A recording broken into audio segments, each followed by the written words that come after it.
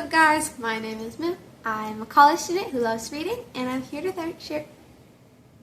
I messed up my intro. The cat is running away for the cat video. Hello? What's up, guys? My name is Moo. I am a college student who loves reading, and I'm here to share that love with all of you. So, I have not done a Warrior Cats review in a long time. What is up with that, girl? I finished 2 other series since I've done the new prophecy, but I just forgot to get around to Power of 3 and Omen of the Stars. Hello, what is wrong with me? But I am here, and I will tell you the reason why I am here. Walk with me, ladies and gentlemen. So, my mom is a 3rd grade teacher. She works as a 3rd grade teacher at an elementary school, and she has a student who, like me, is very into Warrior Cats. My mom likes to call her my mini-me, so that's cool. Maybe someday this kid will start a YouTube channel of her own. But for now, it's my YouTube channel. Anyways, this girl, who is also super into Warrior Cats, came up to me and just started speaking to me so eloquently about Warrior Cats. And I was like, wow, this 3rd grader speaks very eloquently about Warrior Cats. This is cool. I like this conversation. Because I'm not around kids. I don't know their level of eloquency. I don't know their level of comprehension at the age that they're at. The only contact I really have with kids these days are my baby cousins, who are ages 2 to 10, and my mom's class. So I talked with this kid and I was just like, wow, I didn't expect to have such a fulfilling conversation with this kid. And then she told me, oh, I watch your Warrior Cat YouTube videos. And I was like, oh my gosh, that's so sweet. And also, I need to make more. So this video is dedicated to Audrey. Crooked Star's Promise is a great choice of a favorite book. I love Blue Star's Prophecy. They go together very well. Good taste. Good taste. So, because of my mom's student, I have been inspired to make another Warrior Cats video. Yay! So today we will be talking about the 3rd series written and the 4th chronologically, Power of 3. Now, the through-line prophecy of this series, and actually the next series too, is as follows. There will be 3 kin of your kin who hold the power of the stars in their paws. And who got that prophecy? Firestar. Obviously, we love Firestar. Baddie. Why do I do this? But we love Firestar. He is just the best cat in the series, in my opinion. I think a lot of people agree. I'm a ThunderClan girly through and through. Again, I know I'm basic, whatever. Doesn't matter. But Firestar gets a prophecy that there will be 3 kin of your kin who hold the power of the stars in their paws, and these cats will basically save the clans. But I'm getting ahead of myself. Why don't I just talk about the series itself? So the series, Power of 3, revolves around 3 main characters. Jayfeather, Lionblaze, and Hollyleaf.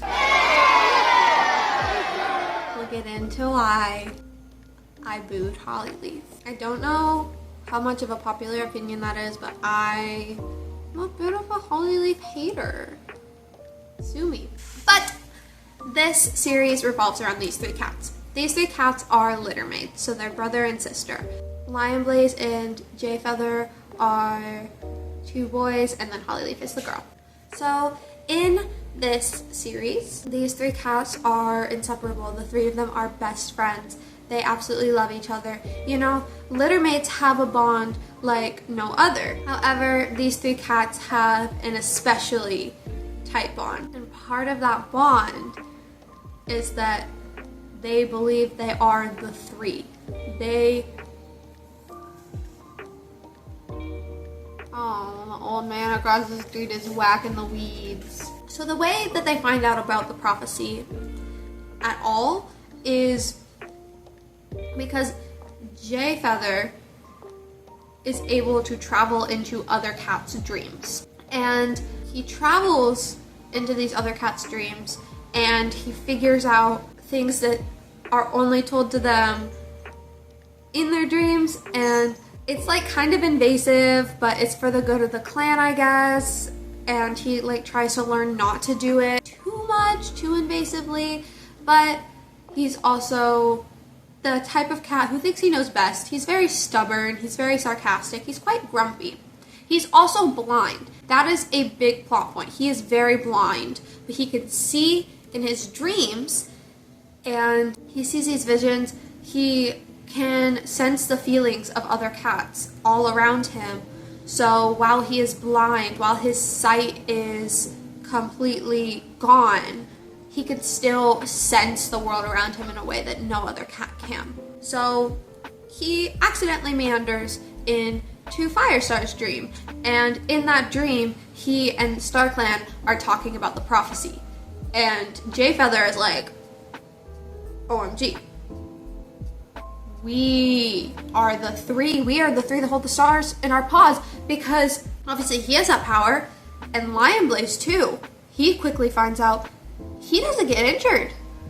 He doesn't get injured in any fight. He can go into the midst of a battle, a raging battle, and come out with not a scratch on him. So that's a crazy power too. And Hollyleaf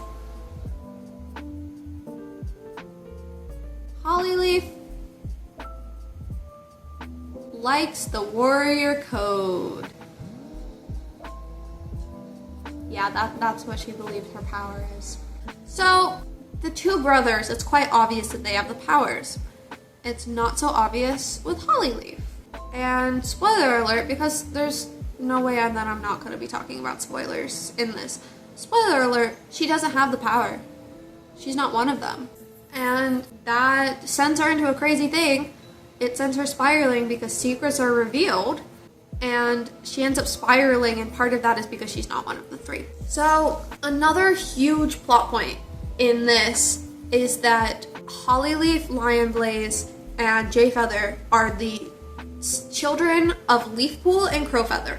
If you remember Leafpool and Crowfeather, you remember by my beautiful show on the last video, they're the two cats that fell in love. The medicine cat from ThunderClan and the warrior from WindClan, who fell in love. It was forbidden love, and they were going to leave the clans, but Leafpool at the end went, no, I can't. I have to go back. And she did, and she ended up helping save her clan. But she, unbeknownst to her, ended up falling pregnant with 3 kits. And she secretly has these kits, and her sister goes with her to secretly have those kits, and she goes, Squirrelflight, you have to treat them as your children, like you have to be their mother. You are the one that has to go back with them and said, I'm the one that had kits with Brambleclaw.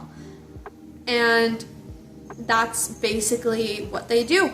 So these kids, for almost the entire series, have no idea that they're not the children of Brambleclaw and Squirrelflight. And the way that they find out is they are trying to escape because there's this big fire.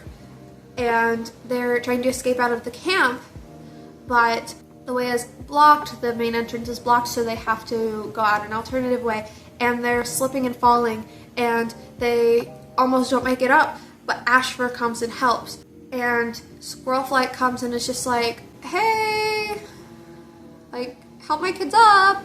And then he's just like, no, I will not, because you betrayed me. You were supposed to love me, but you loved Brambleclaw. Like, super dramatic. Like, the melodrama in Warrior Cats, live for. It is so soap opera sometimes for no reason, and I just, so good.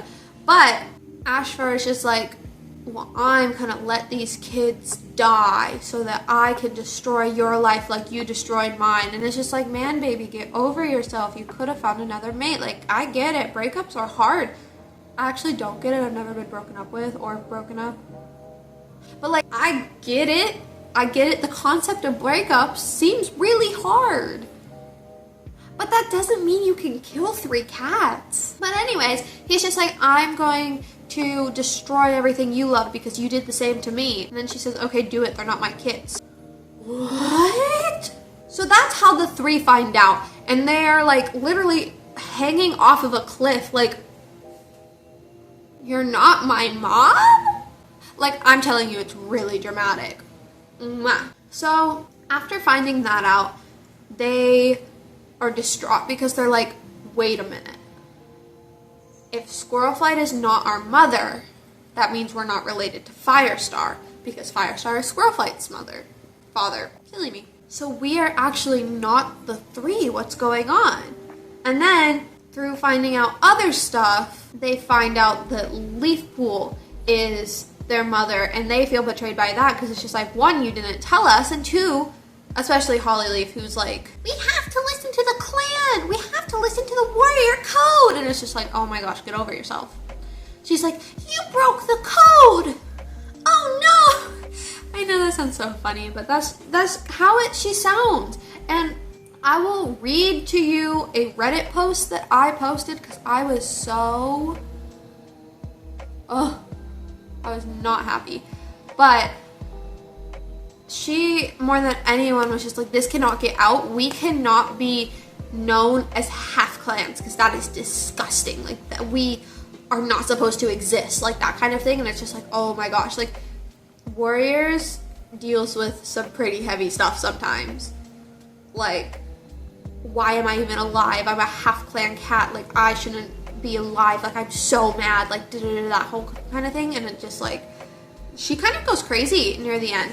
So she's like, this can't get out. So she kills Ashfur. And it's not found out that she kills Ashfur until much later. But she does. And he just like is found dead in the middle of the forest. And everyone's just like, oh, that's scary. And like this whole thing, there's some political tensions between the clans because of it and that kind of thing. But this all comes to a head when Hollyleaf comes to the gathering and it's just like, I need to tell everybody what happened. This is what happened. These are my real parents. Here's all the secrets revealed. And it's just like really angry and it's really disrespectful. And it's like, oh, okay, she has lost her marbles. She is not well. And she tells everyone that and she's like, I'm ruined forever. I simply am ruined forever.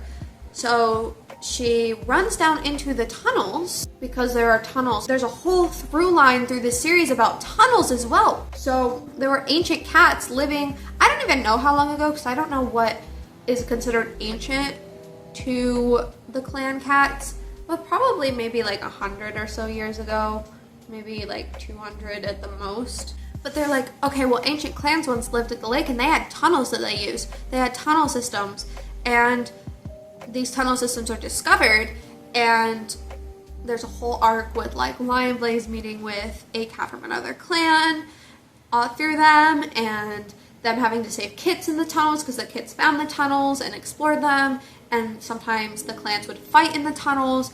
But basically, like a through line through all this is the tunnels existed. There is also an ancient cat that died in the tunnels who Jay Feather became friends with. His name was Fallen Leaves. He doesn't understand that he's dead. These series pack in so much. It's very dense lore. They also go to the mountains again, which I will talk about in a second. But why are we going to the mountains again? Anyways, Hollyleaf is so distraught that she's like, I need to escape the clans. I'm going to go into these tunnels and escape the clans. But when she goes into the tunnels, they collapse behind her. And Lionblaze and Jay Feather just look at the tunnels and are like, oh no, our sister is dead. And that's the last we see of her in this series. So Hollyleaf is just like really annoying, and I wasn't even like that sad when she left because it was just like, oh my gosh, but the code.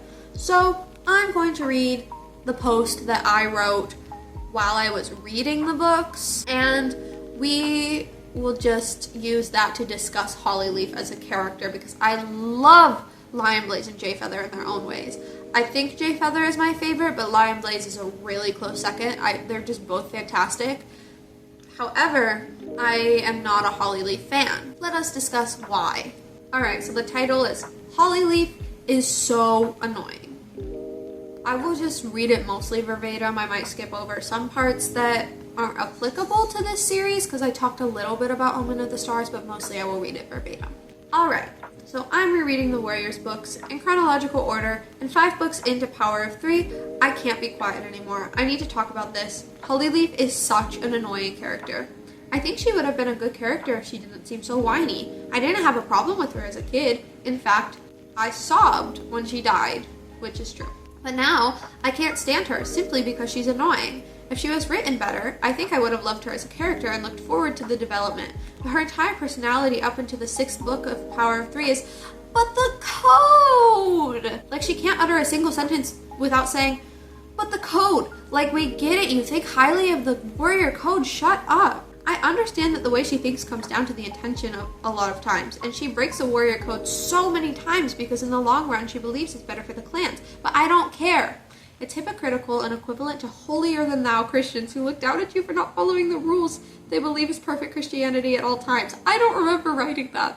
But I still stand by it. Hollyleaf is just annoying as a character, and that's why I can't stand her. She's written like we're supposed to be rooting for her too, and I'm just not. It would have been better if she was written as a flawed, unlikable character before getting that redemption arc, but that's not what happened. Alternatively, I think Clear Sky was a good example of an unlikable cat, but a good character, in my opinion. He was rude to his kin, terrible to those around him. Not a character with traits you'd want to emulate. He was interesting. His actions served a purpose in the story. Hollyleaf doesn't need to remind us every 2 seconds she worships the warrior code. We know she does. It's just annoying, and I wish she was written better because while not my favorite of all the series, I still regarded Power of 3 highly as a kid, and I loved Hollyleaf back when I was 10. So that's the gist of it. It's very true. Like, it's just the very, like, hypocritical nature of who she was as a cat and how she was written like you were supposed to be rooting for her, but she was just so insufferable the whole time.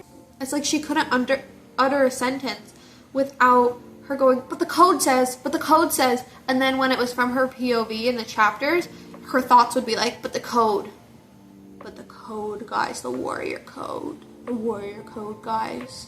And it's just like, oh my goodness, like, I don't need to hear about it all the time. And like I said in the post, she broke the warrior code plenty of times. Yes, she had to have convincing from her brothers to be like, you need to break the warrior code because it is for the sake of these cats.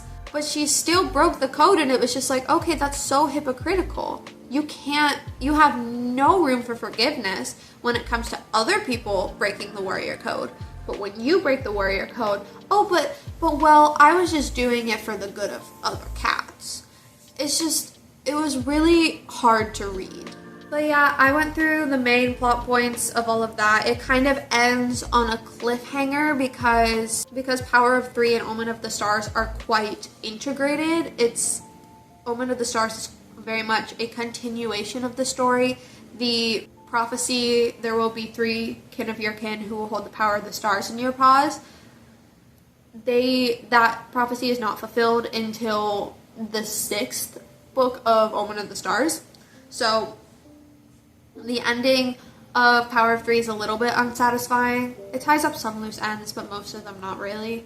And it just makes us look forward for the next series that I will hopefully review one of these days. I know I will, I just need to know when to get around to it. So the other point that I wanted to talk about was just the weird point in like the middle of the series where they go to the mountains and it just feels like they're trying to make a point about racism. Stick with me here. So we've talked about the mountain cats before. They were the original cats that went down to the forest territory and founded the clans. And then as the cats were going on their sundown quest, and when they were traveling from the forest territory to the lake territory, they went to the mountains. And these mountain cats, they're different from the clan cats. They speak in a different way, and they do things different from the clans. That's so interesting. So for some reason, and it can't have been that important because I don't remember why they went to the mountains. And the three, Hollyleaf, Lionblaze, and Jayfeather, who are only apprentices at the time, so Hollypaw, Lionpaw, and Jaypaw, they go to the mountains for some reason. And Hollyleaf especially has this like, whoa, these cats are so different. But like, how can they live without the warrior code? And then it goes through an arc of like, wow, these cats are different. But they're not better or worse than us. They're just different. Obviously this is a kid series, so like, am I maybe looking at it a little too critically? Maybe. But like, it felt like it was hitting the nail on the head, being like, wow, we should treat people that are different from us with the same respect. So I was reading this through line, and I'm a little bit of a mountain arcader, because it's just like, okay, can we find something else to do? Like, it just feels like they go to the mountains for the most random things. And I just like, whenever they go to the mountains, I'm like, okay, not this again. Like, I'm so not into the mountain territory. But this especially was just like very tedious to get through. This was probably my least favorite arc in the Power of Three series. It was just like, oh my gosh. We don't need an allegory for racism in a silly little cat's book. Dad sighting. You made it in the frame a little bit. Say hi. Hi. But yes. So actually, compared to other series, there weren't a lot of deaths. Don't get me wrong, 13 is still like kind of a lot. But for like the first year and a half, 2 years of a cat's life, only 13 cats die in the wild, where cats are always fighting and they die from sickness and battles and all that kind of stuff and like accidents. I think 13 is pretty good. So there are some very sad ones, like Rain Whisker was struck by a falling branch. I was so sad. I loved Sootfur and Rain Whisker, and they just unfortunately got struck down, one by badgers, one by a falling branch. So that was really sad for me. Of course, there was Ashfur, who was killed by Hollyleaf, and then there was Honeyfern. Honeyfern is by far my least favorite death in the Warrior series. I don't know what they were on when they wrote that, but you have a cat that got bit by a snake and she says things like, "My blood is on fire." This is a kid's book. And she's just like writhing in pain, and it's just so scary to watch. And then she dies. And it's the last death of the series, and it's so near the end. It caught me so off guard because obviously I've read these books before. I knew it was going to happen, but then it started happening and I went, oh wait, I didn't know it was this early. I thought it was in the other series. So I just watched in horror, and it was, again, so bad that I had to write a post on Reddit, which I will not be reading. But her death was so graphic, and that was definitely my least favorite death in Warrior Cats. So I am going to leave this here. I don't think I have that much else to say. I just really wanted to talk about Power of Three, my opinions on Power of Three. It's not like there's a lot of analysis you can go in with this book. It's really just a fun little cat's book made for children. But I've said this before, one thing I really love about Warrior Cats is they don't shy away from complex topics, because children can handle a lot more than they're given credit for. As I said, the kid that I was talking to, so eloquent, could handle the topics in Warrior Cats so well, and I would like to think I was the same. Don't get me wrong, like, I don't know how I talked about Warriors back then. There's not really any recorded evidence of me talking about Warrior Cats much back then, but I think that kids are not given enough credit. Like, they are a lot more intelligent than we give them credit for sometimes. And Warrior Cats is just an author, quite a few authors actually, going well, these kids can handle these topics, and I want to create this immersive world that talks about a lot of different subjects. So I just love it. I love Power of Three. I think a lot of people stopped reading after Power of Three because that's just when they naturally grew out of it. But I really like Omen of the Stars. A lot of people don't, but I do. But a lot of people see Power of Three as like the last good one. So I agree that it's good. I just don't think it's the last good one by a long shot. So that's all I have to say about that. If you liked this video, please make sure to like it. Comment down below what your warrior cat name would be if you were a clan cat, and what clan you think you would be in, if you know the clans well enough. And yeah, I suppose I will see you in the next video.